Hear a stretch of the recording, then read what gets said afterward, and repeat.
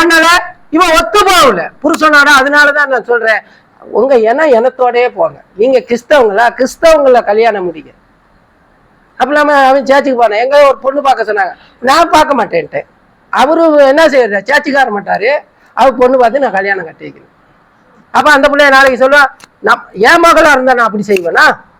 உங்க மகளை அப்படி நல்லா குட்டி, என் மகன் நல்லா குட்டிப்பான், நல்லா சிகரெட்டு குட்டிப்பான், வெத்தலை போடுவான், ஊரே போயிட்டு சண்டை அடிச்சுக்கிட்டு வருவா, எல்லாம் கஞ்சா கிஞ்சா எல்லாம் குடிப்பான். என் மகனுக்கு உங்க பிள்ளைய கட்டி தரீங்களா? கட்டி கொடுப்பீங்களா? அப்ப நான் அவங்ககிட்ட கேட்டேன், உங்க மகளை அப்படி கட்டி கொடுப்பீங்களா? அதே எப்படி அப்படின்னா, அப்ப அவன் அடுத்த பிள்ளைய அப்படித்தான். சேர்ச்சுக்கு போக மாட்டாரு, பைபிள் படிக்க மாட்டாரு, ஒண்ணுமே கிடையாது. ஆனா கிறிஸ்தவ பிள்ளைய கல்யாணம் கட்டி வைக்கணும். ஆனா அவன் சொன்னா, நீ போவே இல்லாது சேர்ச்சுக்கு அப்படின்னானா அந்த புள்ள பாட்டுக்கு தான் இருக்கணும். அடுத்தவங்க வாழ்க்கையை ஆண்டவர் ஆராதிக்க வர்றதை யாரும் தடை பண்ணக்கூடாது. ஆமென். அதனாலதான் அவர் என்ன செய்யறாரு, தடை பண்றான். தடை பண்ணி இவங்க முறுமுறுத்ததுனால இந்த ஓட்டம் சரி வராதுனால தேவதூதை என்ன செய்யறான், மோசை அடிக்க பாக்குறான். அப்ப ஏன் மோசைக்கு தானே தெரிஞ்சிருக்கணும், ஏன் சிப்பார்களுக்கு தெரியுது? இவ பார்த்தா தேவதூதை இவனை கொல்ல பாக்குறான் வழியிலன்னு, இவ்வளவு நேரம் முறுமுறுத்து வந்தா, இப்ப பார்த்தா இவன் இல்லாட்டி நமக்கு ஒண்ணு செய்ய இயலாது. அதனால டக்குன்னு கல்ல எடுத்து என்ன செய்யறான், விருத்த சேதனம் பண்றான். இப்ப ரத்த சம்பந்தமான புருஷன் அதை வரைக்கும் புருஷனா ஏத்திருந்துக்க மாட்டான். விளங்குதா? பிள்ளைங்களை கூட என்ன செய்யல, ஒப்பு கொடுத்துருக்க மாட்டான். அப்ப நம்ம குடும்பங்கள்ல எப்படி நீங்க ரெண்டு பேரும் இணைந்து ஆண்டவருக்குள்ள இருந்து நீங்க குழந்தை பிள்ளை பெத்து எடுத்தீங்கன்னா அது ஆசீர்வாதமா இருக்கும். உங்களை தான் பிள்ளைங்க பார்க்கும். நீங்க எந்த அளவு ஜெபம் பண்றீங்க, நீங்க எந்த அளவுக்கு வேதம் வாசிக்கிறீங்க, எந்த அளவுக்கு உங்க பேச்சு இருக்குது, எல்லா பிள்ளைங்க பார்க்கும். நீங்க சின்ன பிள்ளை பிறந்தோன்னே ஆறாரோ ஆறிராரோ ராராட்டு படிக்கிறீங்க, அந்த பிள்ளைக்கு விளங்குதா? சின்ன பிள்ளை ஆனா என்ன செய்யும், அதை கேட்குது. அப்ப நம்ம தான் பழக்க வச்சு என்ன செய்யணும், கொண்டு வரணும். அப்ப அதனால நீங்க என்ன செய்யுங்க, முறுமுறுக்கிற காரியத்தை கர்த்தருக்குள்ள வச்சுக்காங்க. போவாட்டி பாஸ்டர் பேசுவாரு, போவாட்டி நாளைக்கு வேட்டுக்கு வர மாட்டாரு, அதெல்லாம் சொல்லக்கூடாது.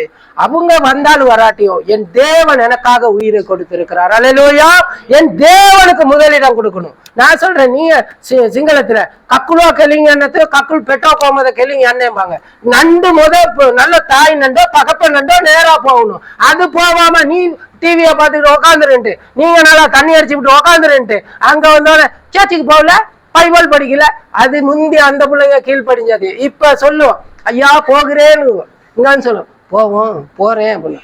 இவரு போக மாட்டாரு, இவரு நல்லா டம் அடிச்சுக்கிட்டு உக்காந்துருப்பாரு, நம்மள போக சொல்லுது அப்படின்றாங்க. அப்ப அந்த பிள்ளைங்க பாருங்க அசட்டத்தனை வந்துடும். நீங்க நம்ம எந்த அளவுக்கு கீழ்படிஞ்சிருக்கோமோ அந்த அளவுக்கு பிள்ளைகளுக்கு கீழ்படிச்சு வரும். ஆமென். அல்லேலூயா. இப்பதான் பிரசங்கத்துக்கு வரேன். இப்ப என்ன சொல்றேன் அப்படின்னா, இந்த ஆத்தும விடுதலை உண்டாக வேண்டும். ஆமென். ஆத்தும விடுதலைக்காகத்தான் ஆண்டவராம் இயேசு கிறிஸ்து வந்தார். அங்க ஆறாம் ஏவாள் கீழ்ப்படியாமல் போனார்கள். அப்பொழுது அவங்களுக்கு ஆத்துமாவிலே ஒரு மரணம் வந்தது. ஆத்துமாவில மரணம் வந்ததுனாலதான் அவங்க ஆண்டவரே பார்க்க இல்லாம போனுச்சு. அதான் ஒழித்துக் கொள்ளுகிறார்கள். ஆண்டவரோட இருந்த உறவு இல்லாம போயிருச்சு. இன்னைக்கு ஆண்டவர் காசு கேட்கல, நமக்கு வாகனம் வாங்கி எல்லாம் செய்யுங்க அதெல்லாம் சொல்லல. அவர் சொல்றாரு, பூமியும் அதன் நிறைவு என்னுடையது. ஆமே. வெள்ளாட்டு கடை நிலத்தை கேட்டனா, இல்ல ரத்தத்துல நான் பிரியமா இருக்கிறதா, இல்லடா நீ கீழ்படிஞ்சு வாழ்ந்து பரலோகம் வரணுங்கிறதுக்காகத்தான் ஆண்டவர் என்ன செஞ்சாரு, எல்லாம் பார்த்தாரு. வலைய உலகத்திலே விரிச்சிருக்கிறாரு, இந்த சர்வ வல்லவர் ஜெபாலயத்திலே விரிச்சிருக்கிறாரு. இதுல எல்லா மீனும் வரும், எல்லா ரகமும் வரும். நீங்க நல்லா கோடி பீஸ் சாப்பிடலுமா? நல்லா அழகாத்தான் இருக்கு, சாப்பிடலுமா? சாப்பிடுறதுக்குன்னு ஒரு மீன் இருக்குது, விஷம் பிடிச்ச மீன் என்ன செய்யுது இருக்கு. அந்த மாதிரி சபையிலேயே என்ன செய்யும், இந்த வழக்குள்ள வந்தது இருக்கும், எல்லாம் போவாது, எல்லாம் சாப்பிடலாம். ஆண்டவர் சொல்றாரு மத்தேயு 13வது அதிகாரத்துல, அவர் வலைய போட்டு என்ன செஞ்சாரு, அதை இழுத்து கரையிலே உட்கார்ந்து என்ன செய்யறாரு, கவனமா அதை என்ன செய்யறாரு, நல்லதெல்லாம் இருக்கிறாரு, கூடையில சேர்க்கிறாரு. மத்தெல்லாம் கடல்ல எறிகிறார். கடல் இந்த என்ன செய்யுது, நரகத்துக்கு ஒப்பாத்தான் இருக்கு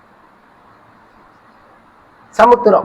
அப்ப என்ன செய்யறோம்னா, அதனால்தான் நீங்க ஆதி ஆகமத்துக்கு போனீங்கன்னா சமுத்திரத்தில் இருந்து சமுத்திரத்தை என்ன செய்யற, இரண்டாக பிரிக்கிறார். மேல பறவைகளை வச்சாரு, கீழே ஊரும் பிராணிகளை எல்லாம் வச்சாரு. கடல் வாழ் உயிரினங்கள், கடல் வாழ் உயிரினங்கள் யாரு, மரணத்துக்குரியது, பாதாளத்துக்குரியது. பறவைகள் யாரு, பறந்து போறது. விளங்குதா உங்களுக்கு? அது எங்களுக்கு படிச்சு கொடுக்குறவங்கள சொன்னாங்க. அதனால உங்களுக்கு என்ன சொல்றேன். அப்ப நீங்க ஆத்துமாவிலே விடுதலை அடைய வேண்டும். ஆத்துமா ஆவியினாலே நிறைந்து ஆத்துமா என்ன செய்யணும், அறிவடையணும். இந்த வார்த்தையினாலே அறிவடைந்து ஆண்டவருக்குள்ள போகணும். எல்லாரும் ரட்சிக்கப்படவும் எல்லாரும் என்ன செய்யணும்?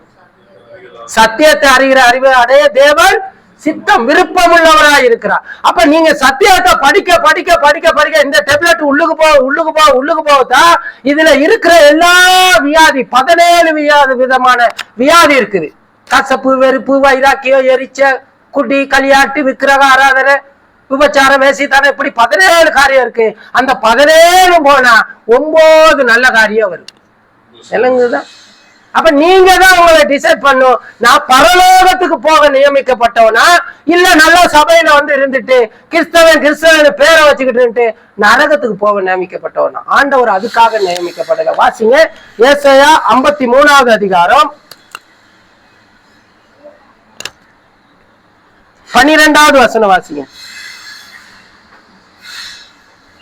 அவர் தம்முடைய ஆத்துமாவை மரணத்தில் ஊற்றி, பாருங்க, அவர் தம்முடைய ஆத்துமாவை மரணத்தில் ஊற்றி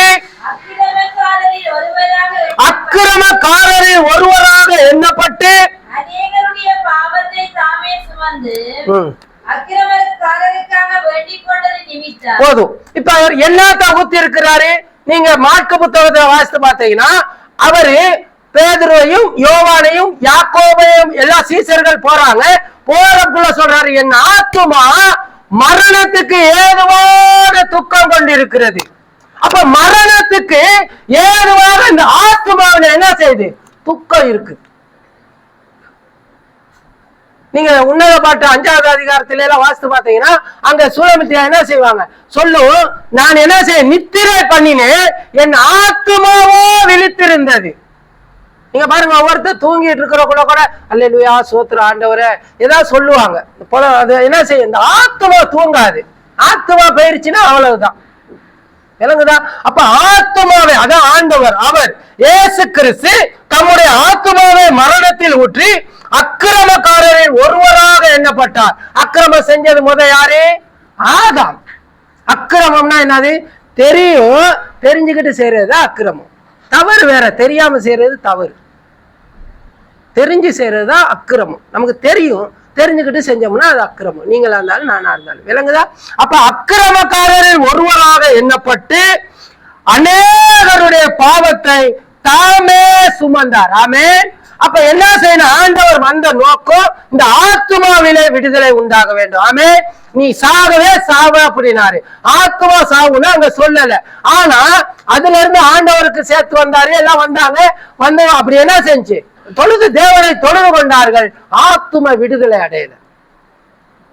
ஏனோக்கெல்லாம் தேவனோட சஞ்சரிச்சாரு, போனாரு. அது உண்மை. ஆனா அதன் பிறகு ஆண்டவர் இந்த உலகத்தின் பாவத்தை இன்னைக்கு 10 பேர் ஏத்துக்கல, இப்ப ஏத்துக்கிட்டாங்க. அவங்க பாவத்தையும் மன்னிக்கிறார். ஆமென். அப்ப என்ன சொல்ற அப்படின்னா ஆத்துமாவிலே ஒரு விடுதலை உண்டாக வேண்டும். ஆமென்.